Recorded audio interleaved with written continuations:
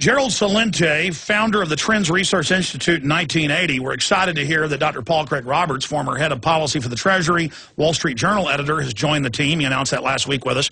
TrendsResearch.com is the website. It's invaluable report that everybody's got to get each month. And, of course, the intel reports that are on the site on a daily basis. Gerald Celente is a pioneer trend strategist. He's the author of the national bestseller Trends 2000 and Trends Tracking. Far better than Megatrends, and publisher of the International Circulated Trends Journal newsletter. He's a political atheist. Gerald Celente is a political atheist, unencumbered by political dogma. And you can learn more, of course, at TrendsResearch.com. The proof is the past. Gerald Celente has earned his reputation as the most trusted name in trends by accurately forecasting hundreds of social, business, consumer, environmental, economic, political, entertainment, and technological trends among them. Gerald, great to have you joining us, sir. Oh, it's always great being on with you, Alex. Well, it's awesome having you, Gerald, with us here today. Going over all of this information, there's obviously a lot that I want to ask you. CNBC saying it's a depression, not a recession. The Federal Reserve coming out today and saying we are in deep trouble. We've got more of the same poison as the solution. But with everything happening, just break down the current trends and what you think is most important before I start asking questions. Well, they're admitting what we've been saying all along, that there would be no recovery. This isn't a double-dip recession. We never got out of the first dip. And we kept saying over and over and over that you cannot keep printing this phantom money out of thin air, backed by nothing and producing practically nothing. It was just a cover-up. Now, unfortunately, as we've also been saying all along, when all else fails, they take you to war. It's as almost though Orwell wrote the script. Last week, our esteemed Secretary of State Hillary Clinton was in, of all places, Vietnam. Can you imagine? In Vietnam, now the United States is making a military alliance with those Vietnamese. Remember how the U.S. government sent over some 60,000 of our soldiers to get slaughtered. That's how many were killed in the Vietnam War. Several 100,000 ruined. Millions of Vietnamese killed. And now they're, according to Ms. Clinton, our strategic ally, and the dispute going on between Vietnam and China over islands in the South China Sea, she said, quote, are of national U.S. interest.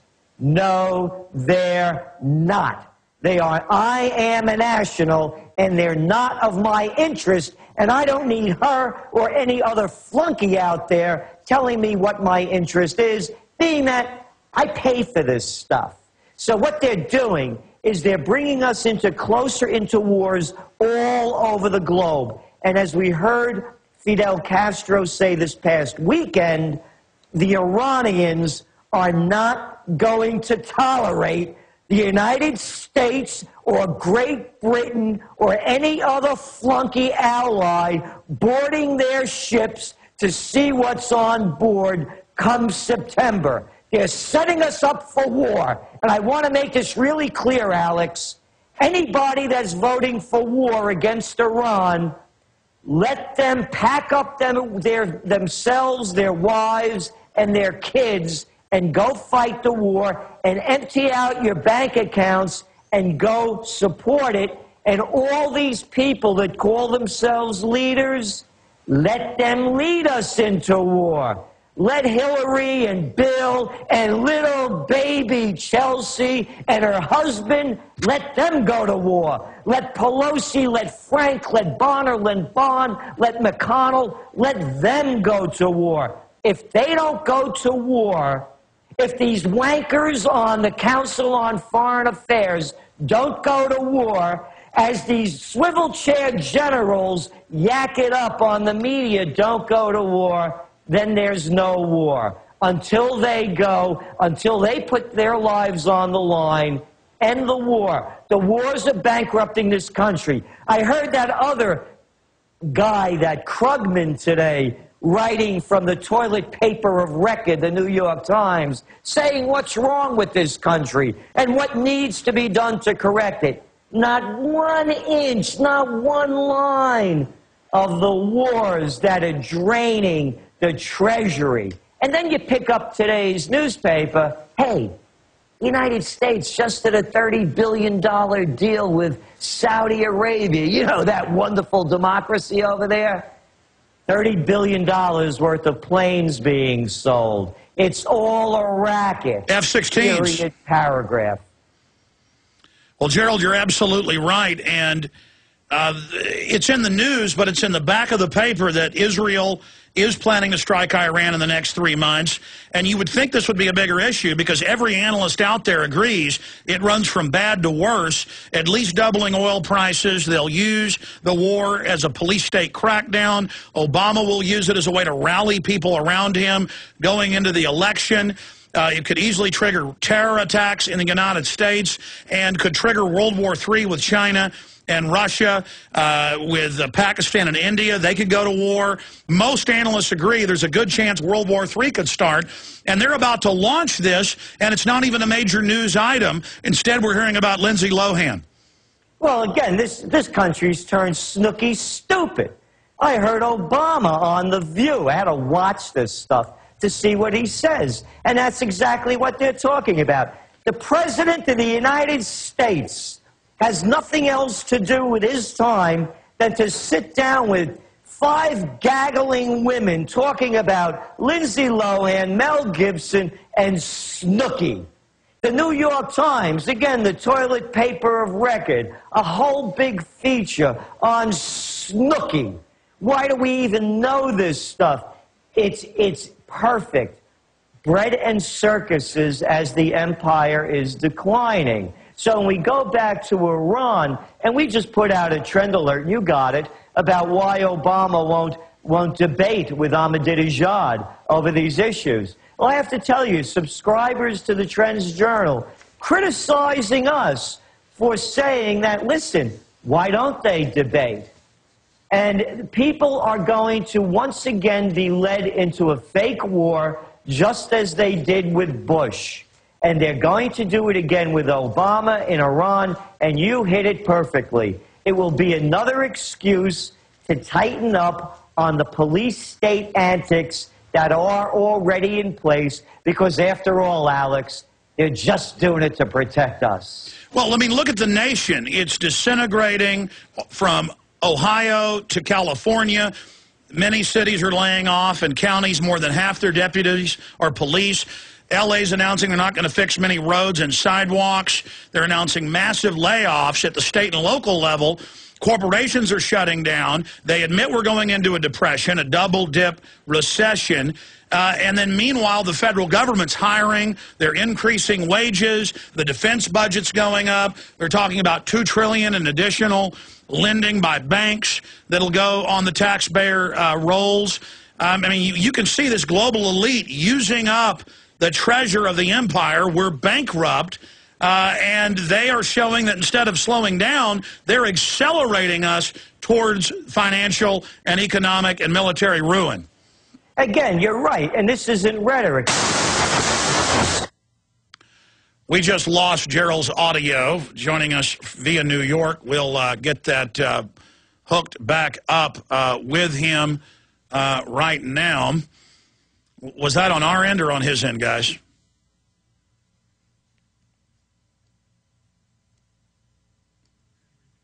That happens occasionally. You know, it's the wonders of video. While we're at it, let's get him to tip the camera down. Gerald Celente, again, breaking all of this down with us. And next hour, we're going to have the phones open. They're open now. 1-800-259-9231 is the toll-free number to join us. I mean, look at this economic news. Economic slowdown catches up with NASCAR. They're no longer jam-packed. They're seeing the tickets go way down in price and a lot smaller crowds. I mean, it's even affecting NASCAR, and the government's saying, let them eat cake. Everything's wonderful. We told you last week this was coming with Bob Chapman. Now here it is in the Financial Times of London. Fed set to downgrade U.S. outlook for U.S. I mean, they knew full well that the stimulus was just going to line their pockets and that there needed to be another one and another one. But all of this gets put back on the backs of the American people. But I wanted to read this headline to Gerald Celente. and get his comment on it. Here's a CNBC headline from today. We are an equivalent of Great Depression. And they go on to list that the graphs for the stock market and the economy and for equities is identical from 29 to 33. And it took 3 years for them to admit we were in a depression. And now I'm seeing mainstream articles every day saying we're in a depression. But their answer is give the bankers more power, let the Securities and Exchange Commission have total secrecy on who it prosecutes for derivatives corruption and who it doesn't.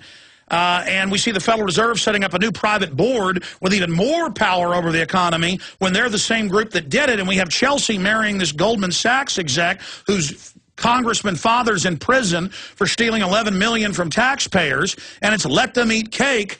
And you've got Marie Antoinette, Michelle Obama, Michelle Sotaro running around on taxpayer money, and Obama's having all these parties with rock stars and on The View, and even mainstream media, Gerald, is saying what you were saying 6 months ago. It's let them eat cake. The New York Daily News had that headline that they just don't care. They're rubbing it in our faces. They're laughing at us. They're arrogant. Again, you know, before we got cut off, 90% of the wealth, 93% of the wealth is controlled by 10% of the nation. I mean, I'm not making these numbers up. That means the rest of us are there to cut up that other 7%. We have 10 banks controlling 80% of the assets. It's a takeover. And I get a kick out of this, Alex. As you well know, we've been talking about the greatest depression since the crash happened in 2008. And everyone out there in the mainstream media, either the New York Times called what I'm doing, quote, pessimism porn, until their own flunkies start seeing it, and then it's genius analysis. When Krugman comes up with it, 2 years too late, and about $11 trillion spent. And he had a full solution. Give the Federal Reserve more money. Give the Federal Reserve, the very crooks that orchestrated this, more power. Yeah, exactly. That's like you having a second mortgage and you're really in trouble. Hey, Alex, how about a third mortgage? This thing is going under. Here's our message for everyone. Only the strong are going to survive this. You better be in shape physically, spiritually, and emotionally. There's no salvation for these rest of the people that are waiting for their leaders to lead them. The game is over. They're going to keep conning the people every time there's a bit of rosy economic news to make it appear that things are okay. You better start planning now for the winter. There could not be a better grasshopper and ant scenario in place. And they're not lying about the economy and telling you things are getting better so that we have better confidence. They're doing it so we politically don't get angry and take control of our government. It's our country. It's our republic, and put in policies that would have averted and fixed this. But I know you and many other experts say that it's now too far gone. We're going into the ground. We're going into the ground. There's only, to me, there are a couple of things that could be done. And one of them, again, I've said this about a new alternative energy, something bigger than wind, solar, geothermal, or biofuel, just like we had the internet revolution that got us out of the 1990s mess.